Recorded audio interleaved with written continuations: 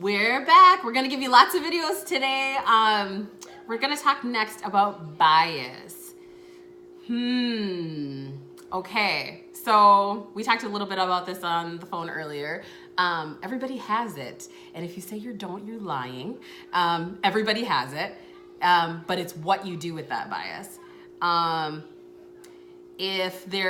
was the example you gave earlier today? If there's a room of white women and you have one black man and one of the white women calls the cops and says, this happened, and they come, right? Who's going to get believed? Right. Will the white woman get believed or will the black man get believed? And I think we all know how that story ends. I mean, statistically, sadly. We know. Right. Yeah. And the person who arrives, I'm not even really sure if it has anything to do with if it was a white police officer versus a black police officer, because we're all programmed. Right. And desensitized. Mm-hmm. That's the thing that I keep learning over and over again, is that bias really starts with taking a person's story, a person's individual story away, and creating a way in which we can justify seeing them as less than human. So, I mean, for me, it's like the very first thing that you're going to see is that they're going to say like, oh, well, all of these people. And we're seeing it happen even right now with these mass shootings, right? Yep. What do we label it? Mental illness. Yep. Like, so Lone automatically, wolf. Yep. automatically what we're creating is this sense of bias around these shooters. And then it can do two things. It can give us a sense of like, I'm not responsible for that. Or it can give us a sense of like, this whole people group is to blame for that. Right. And when it comes to whiteness, it usually seems to be, I'm not responsible for that. When it comes to oppressed or marginalized people, it tends to be that group of people has a flaw. Right.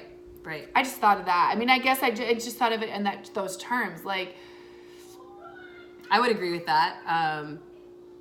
I have to take on whatever like negative is for my people, right? Like, I don't get to be treated as an individual, whereas you have that luxury. You're seen as an individual, not responsible. Nobody's going to equate what this mass shooter did to what Heather's doing.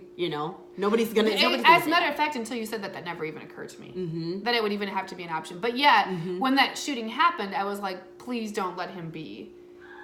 You said that? In my head. Like, please don't let him be a Muslim. Please don't let him be a person of color. Please really? Yeah. Now that's interesting, because my mind never even went there. My mind immediately defaulted to, well, that's a white kid, So and that just illustrates the example that we both have bias, right?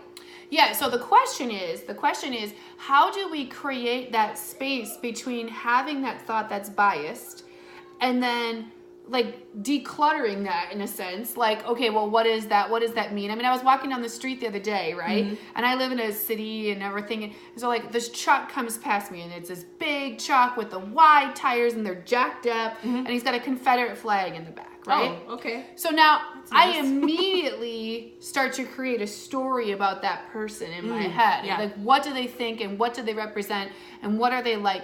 Now, I have a very strong reaction when that happened. Yeah. Like, wait, there's a reason I live in the city. Yeah. I don't want to see that. Yeah. But it's interesting to have that. And even like the other night, I got asked to speak in a conversation on race, right? And I walked into the room and I'm 35 minutes away in the suburbs, and it's an all-white, mostly male baby boomer generation. And I was like, oh, these people are... And I had to stop and be like, don't make that decision before you walk in the door. Like, you can't walk in like armored up. Yep, you can't. And what you just described is very much judging a book by its cover, right? We're not supposed to do that, right? But we all do it.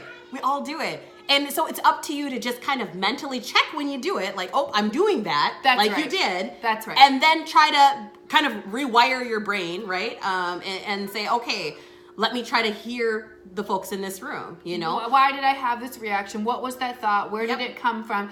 Instead of getting mad and shamed and pushing it down like it wasn't there, unpack it a little bit. Examine it. And see what's behind that. And then from that, like in that 30 seconds, you'll really start to find more shifts. I had a lady say that to me at a race conversation. She said, I just want to be around more black men because I have a fear. And I had a person say that to me just the other day. She's like, so I really just need some Muslim friends because I need to really examine my Islamophobia. And I was like, you do. You need to come to this event. Yeah. Because I think, and she did, but like her just saying that she really struggles with that fear and being honest with it, I'm like, look, thank you for saying that here in this safe space. Yeah. Now we got to work on that. So what are your steps?